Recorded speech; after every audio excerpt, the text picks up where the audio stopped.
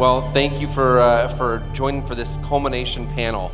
Roger, if I could just start with GE for a second and look at what, as demand for power increases around the world, kind of that global view, and recognizing that Saudi Arabia, and I think a thematic element of the conversations today, have been some of the uniqueness of Saudi Arabia, uniqueness of Vision 2030 as it seeks to drive impact, execution alongside the Saudi Green Initiative. Just as a scene setter, as an international company looking at this market, how does GE Vernova see the landscape here in the kingdom? Well, Landon, thank you. And I think uniqueness is a great way to say it. I think that's kind of been a theme today when we think about Saudi Arabia. Uniqueness in a positive way. We're about 9 years in, maybe a little more than that, into Vision 2030. And Vision 2030 is really a story of transformation that's happening at a pace and a scale that's unprecedented on the planet right now. I actually think the historians will write books about it in terms of just how much an impact Vision 2030 is having in such a short time. And when I think about why is that the case, we have lots of countries talking about these issues, Saudi actually transforming itself in real time in an unprecedented way. What's really the reason for that? What makes it unique? And I come back to a couple things, impact, execution, and optimism. Vision 2030 is all about impact. What are the things the kingdom needs to prioritize to really have the most impact to lead to prosperity? Execution, running it like a business. KPIs, metrics, transparency, what's going well and being transparent about what's not and how they make adjustments along the way and the investments to back that up. And then optimism, and Scott touched on this in his opening remarks, and I just want to pause on that because it can't be said enough that optimism, I think, is a key differentiator for Saudi if we look around the world. And I really like the comments that Khalid said as the Secretary of Energy, that this is about the possibility of everything and putting everything on the table. In a lot of the countries we work in, that's not the case. They're taking things away. They're increasing bureaucracy that makes things harder and just putting obstacles in the way. So we think about this uniqueness and the way that it's working, this transformative way, and kind of common to all of that is the Saudi Green Initiative. The Saudi Green Initiative is this, lots of countries have their green policies, their green statements. A lot of those are words. Here in the kingdom, it's action. And we start with the investments, $186 billion invested so far, more than 77 projects, and an all-of-society approach in partnership with the private sector. Landon, you talked about pragmatic goals. These are really pragmatic goals. 50% renewable energy by 2030, the world's leading supplier of hydrogen by 2030. Leading carbon capture facility by 2035 for the world, and then of course the net zero and circularity goals by 2060. This is a real thing. These are not words, these are actions. This is steel on the ground, this is people doing things today, and it's benefiting all three themes of the 2030 vision. A vibrant society, a longer expected lifespan, a thriving economy, half the GDP now coming from sources beyond oil and gas, and of course, an ambitious nation with women in the workforce, less unemployment, and more CSR. Landon, the status quo is just not going to cut it if we're going to achieve all these goals. And unfortunately, I see so much of the world, I think you see so much of the world stuck in the status quo, debating, putting obstacles in the way, being against things instead of for things. And what's really unique about Saudi is this optimistic, this impactful, this approach focused on execution that I think is not only important for Saudi, but for setting an example for the rest of the world. Well, let's talk about that execution. Rashid, the Local Content and Government Procurement Authority is a direct application in terms of trying to see how we can have the Saudi 2030 vision executed most effectively. Can you tell us a little bit about the strategic objectives behind its establishment and what you're hoping to accomplish? Sure. Welcome, everybody, and thank you for inviting me. I'm very glad and very grateful for this opportunity. 2018 marks the establishment of LCGBA with the mandate of promoting local content to achieve the targets of increasing and the growth of the economy and diversifying to non-oil sector, also to support the private sector. To achieve these targets, LCGBA started multiple incentives. For example, the mandatory list. Mandatory list is a list of products LCGBA publish where there is sufficient capabilities in Saudi Arabia to meet the demand. In that case, the government projects and their contractors has to meet their requirement from that list from local suppliers or local capabilities. We are proud that we reach more than 1,200 products in that list. We also have preference for local content. So in commercial evaluation in tenders, in government tenders, we have a weight, 40% weight for local content. And to measure that, we, as LCGBA, issued more than 9,000 certificates of local content to the private sector. You know, can I have a follow-up conversation? Because one thematic, in addition to uniqueness that we've covered today, has been the rate and pace of transformation in the kingdom. And you know, anybody that comes here on any regular basis can testify to that. And so I'm curious if you feel that the local policy frameworks and the apparatus around localization have been able to keep pace with the technological change and what's going on in the kingdom. And insofar as you're doing that, how are you making sure that's a priority as you keep pace with this transformation? Great. Let's go back in history to before the Vision 2030. There were no policies in place that is sufficient to promote local content and localization. Because of that, after the vision and establishing LCGBA, as you mentioned, there are multiple targets that are very ambitious, but along with these targets, there are also multiple targets for developing the local capabilities. For example, national industrial strategy, where there is multiple industry that need to be localized in Saudi Arabia. And we can see that, for example, we can see that these targets are, of course, they are difficult, they are ambitious, but we don't stop there, we have to achieve it. The good thing is we are achieving some of these targets. For example, as the LCGBA established, we were around 29% local content in government procurement. Currently, we reach more than 47% by the end of 2024.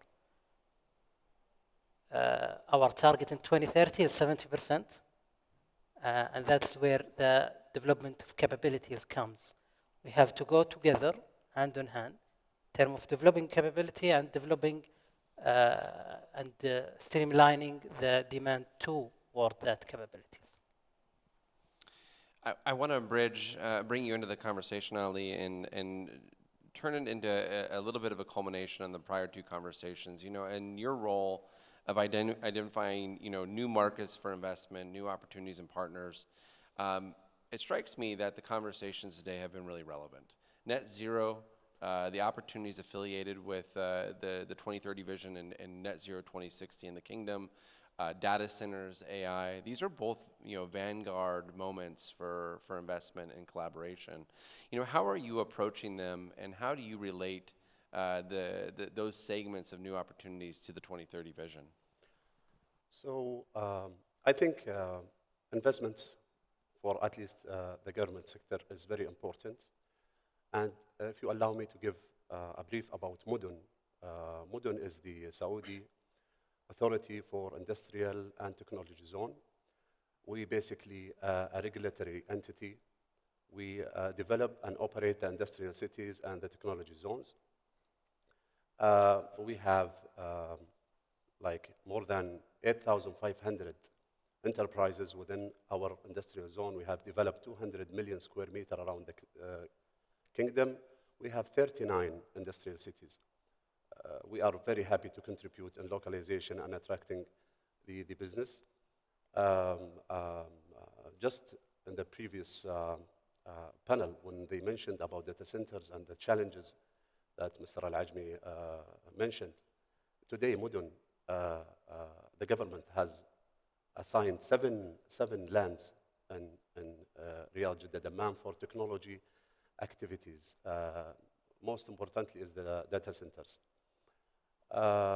Also, today, we accommodate 80% of the data centers in Saudi Arabia, 70 to 80% from number as entities. So, and back to your maybe question, the investments I witnessed during my career in the manufacturing sector specifically, that the challenges before was lack of enablements, lack of clarity, lack of information. But all these challenges has been resolved and now became real opportunities for the private sector. And that wouldn't happen if all the government entity, hand in hand, work together to support the private sector. Also, the good thing about Mudun as a regulatory, we can accommodate any type of investments. For example, we are specialized in manufacturing sector and supporting the investments in the industrial sector. However, we also provide all other sectors to create the ecosystem within the industrial city. So logistics, telecommunication, data centers, housings, hotels, to really make our industrial cities livable and high quality. You know, it strikes me that given your roles and responsibility, Madan, is you probably have insights into the appetite for foreign direct investment in Saudi Arabia in a way that other people do not. And I'm curious on your reflections as you've worked with international investors, what's attracting them to the kingdom, and maybe where are there some misconceptions about the opportunities? Like where can a person like myself, who is international, help bring greater clarity to these issues? So the investors will absolutely follow the market. If there is a market, they will come, absolutely. But we have, as a government entities, we have to create this market and the enablements and the solutions, the services. So what we do in Mudun, for example, we develop the lands. So the lands full of infrastructure and services. But we noticed that some investors faces a challenge during their construction time. So he wastes time, sometimes, and a lot of capex that he has to spend. So we came up with an idea, and we built the already built factories. This is one of our products, and it is massively successful, especially for the foreign investors. So it's just a plug-and-play facility. Then we introduced different sizes. Then we came up with the build-to-suit concept. This is not easy for a government entity to apply. So, I mean, it's easy for the private sector but we have to go to tendering processes and these things, but that didn't stop us. Also, we have self-storage and a lot of activities that makes the foreign investors willing to try, easy to try and start the business in Saudi Arabia. So this is one of the activities that the Mudun maybe can help the investors. We also introduced one important product, or let's say, so if there is a synergy between the factory and the supplier, for example, the supplier can set up his factory within the premises of the client, of the original factory. So, for example, if GE has a supplier outside the country, he can bring him, and this supplier can set up his factory inside GE entity. So this makes it easy for them to reduce the cost, make things very efficient. And they are still separate entities, separate factories. And they will get the privilege of all incentives that the Ministry of Industry and Minerals is giving So this is one of the things that we try as a government entities, always to make things easy, make the business easier to be done. As one company looking to invest in opportunities here in the kingdom, Roger, I want to bring GE Vernova back into the dialogue. You know, in a recent presentation, His Royal Highness, the Minister of Energy, explained how the kingdom's ambition goes beyond localization, and it's really aims to provide localized end-to-end value in the value chain and the supply chain overall. You know, how does a company like GE take that vision and, as a long-term partner, continue to integrate successfully into this opportunity space? Because there's clearly room for a company like GE Vernova to grow alongside all of the ambition the kingdom has here. Well, Landon, thank you for that. And when I listen to His Royal Highness, the custodian of the two holy mosques, he always talks at the beginning when he talks about Vision 2030 about the importance of the private sector. And Ali, thank you. I've heard you talk a lot about the private sector too in your remarks. And I just want to say, and I hope this is apparent in among our friends here today, in what we're hosting here with our colleagues, that we want to be the partner of choice along with our suppliers in the private sector achieving the goals of Vision 2030. And if I may, I'd love to share our own vision. We have a vision too, and it's very much complementary, coincidentally, to the Saudi Vision 2030. Saudi Vision 2030 has 2 focus areas. We have 4. And ours begins with electrification. We're the only company in our space, in our sector, that has electrification as a core part of its sustainability framework. And we have committed to be the world's leading provider of electricity equipment. But not only equipment itself, one of our leading goals within electrification is we also want to promote the economic development and the jobs and the localization associated with the electrification supercycle. So we differentiate between both of those things because we know that we can no longer just make things in one part of the world, ship it somewhere else. The whole world needs to be involved in the supply chain, and few places represent that better than the Kingdom of Saudi Arabia. But as Mavi and Scott talked about earlier, we don't just stop with, with electrification. We tie that to decarbonization. And while we have a net zero goal as well, we're going to innovate the technology that Saudi needs to meet its own net zero goal. We're really focused in the near term on the metrics that can make an impact this decade. And so we tend to focus on carbon intensity and avoided carbon, because what we want to do is we want to show you can do both. You can increase capacity, you can make the grid stronger, you can add capacity, but you can also make progress towards improving the trajectory of climate change emissions. And I think we have the best proof point of this of any company in the world. I'll just give you an example. In 2023, we added 29 gigawatts of capacity onto the grid. We energized 64 gigawatts of grid equipment, but at the same time, the carbon intensity of that equipment was 25% below the grid as a whole. So the more we added capacity, the more we were improving the trajectory of climate change. I think this very much aligns to everything we've heard from our friends in Saudi today, Saudi Arabia, that they want to do both. They want to increase capacity, grow the economy, grow energy, but achieve these decarbonization goals. We're the proof point for that. We also have a pillar focused on conservation, which goes to circular economy. Circular economy is a key part of Saudi's own vision, having a circular economy framework for net zero by 2060. They can count on our equipment when it's built here, when it's installed here, being part of that circular economy framework so we make their life easier. And our last pillar is thrive, and we've heard about a thriving society, a key part of the Saudi vision. So how do we execute that beyond our words into action? Scott talked about our Manufacturing and Technology Center. He spoke about our Advanced Turbine Manufacturing Center here, as well as our Center for Decarbonization, our Center of Excellence, a world-class facility.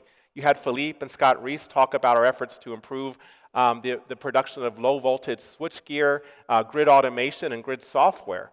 But the thing that I think, if I may, was perhaps the most inspiring to me showing this was not only what we're building here, which is really, really impressive. This is some of the world's most complicated technologies that Saudi is building here. But what I think we have to really pause on is the video we saw of those incredible men and women who had the first maintenance of a turbine here, a Saudi-led outage. Because again, this is some of the world's most complicated technologies. We talk a lot about localization, as we should, which is building factories and building capacity. I think we need to talk more, though, about the capacity to create the jobs of the future, to inspire the jobs of the future, to inspire the youth. And that has to be part of this discussion. How do we go into high schools and colleges and inspire STEM education, inspire the folks who did that incredible thing, not only for that power plant in Riyadh, but for the nation? There's very few people on this planet who have the skills to do what they did in Riyadh all by themselves, and that has to be part of our equation. So I think there's a lot to be proud of in this partnership. We're just getting started, but again, us and our suppliers, we want to be the partner of choice going forward to achieve the vision.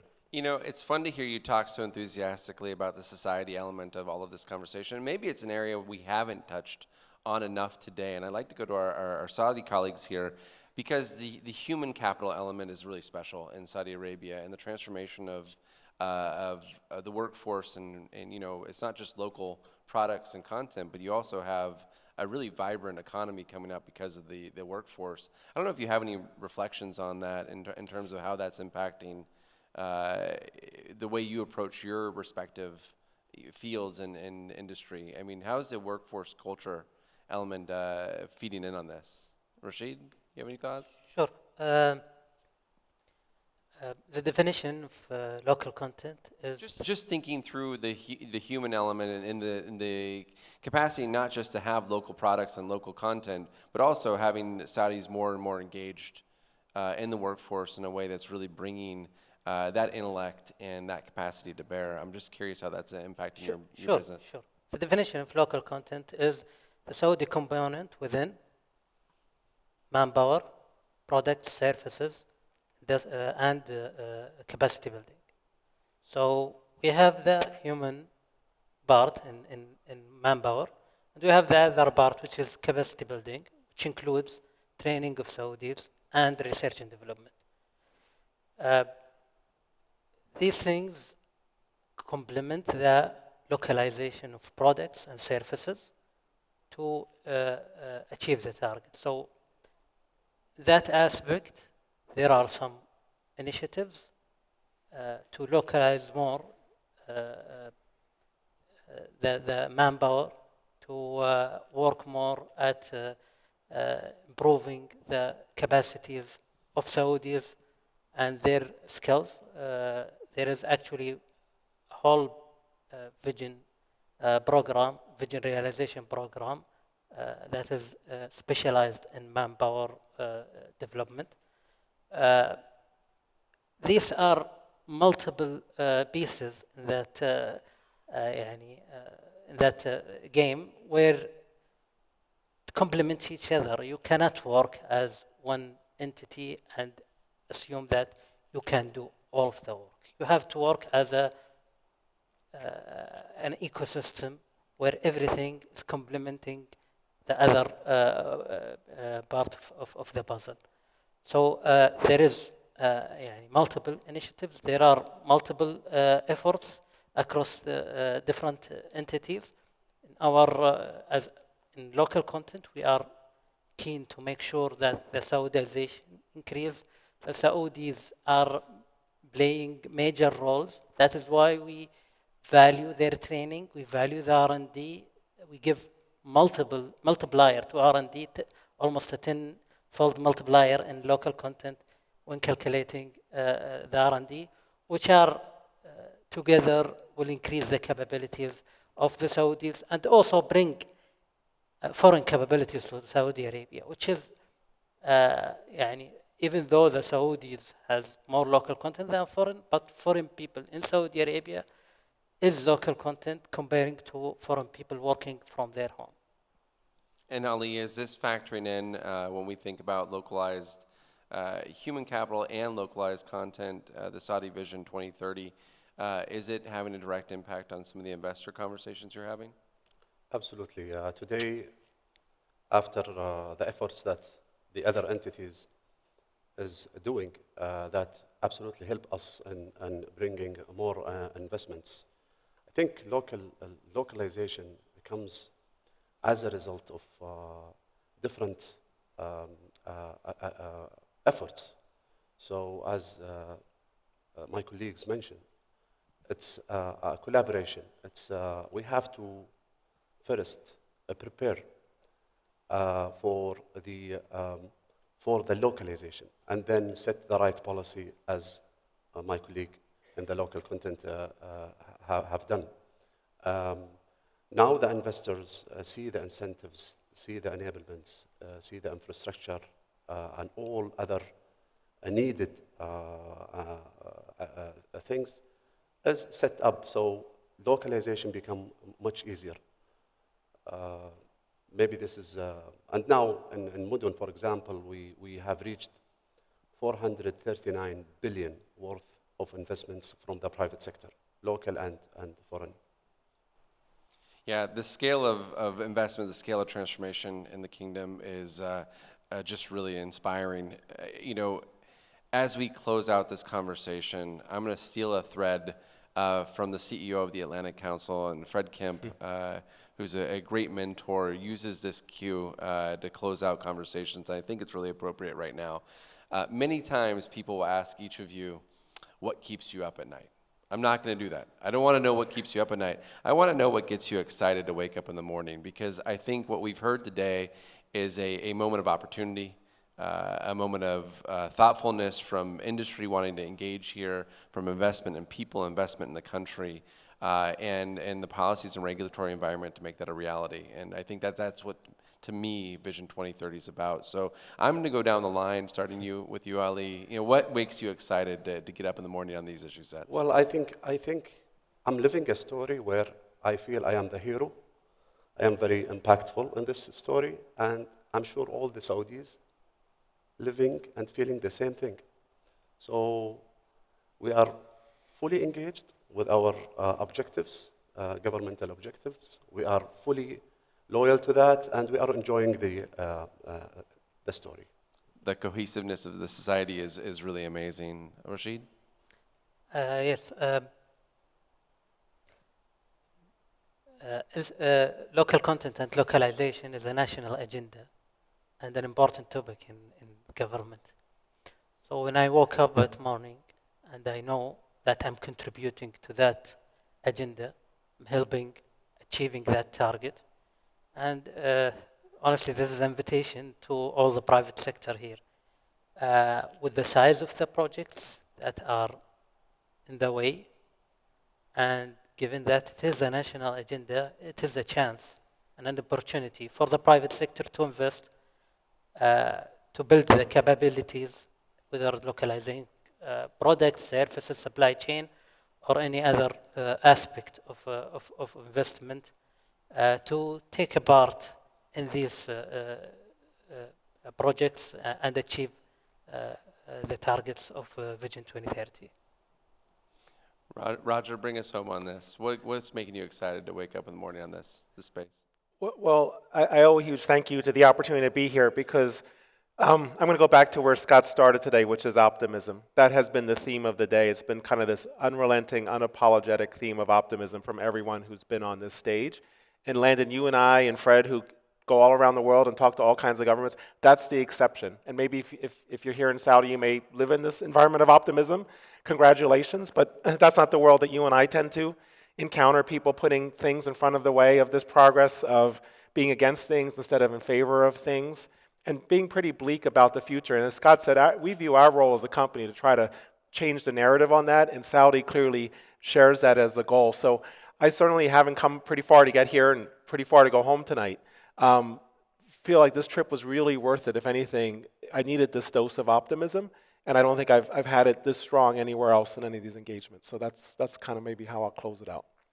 Well, this scale of optimism is founded in the scale of collaboration that you're seeing on display today, whether it's in the new knowledge sharing agreements and the new data center that you're bringing to bear here in the kingdom, or other efforts. I just think cohesiveness across the board, from the policymakers to the implementers to the industry, it's really exciting. And so I share in your enthusiasm to all the heroes here in Saudi Arabia, that they can have that energy and carry it forward as you strive to really make Vision 2030 a reality. And to complement Roger's statement, there aren't a lot of countries that I go to and feel convicted that what they're saying is real and tangible and consistent with the rhetoric. And there's a lot of rhetoric in the world right now, so it's wonderful and refreshing to be here with each of you. To GE Vernova, to KAPSARC, to the ministries, and all of the Saudi departments and agencies and ministries that were here today. Thank you for joining us. What a wonderful way to conclude this conversation today on a moment of optimism. So thank you to our panelists. If you could help me thank them as well. Really appreciate the day and look forward to a future opportunity to join each of you here in the kingdom again.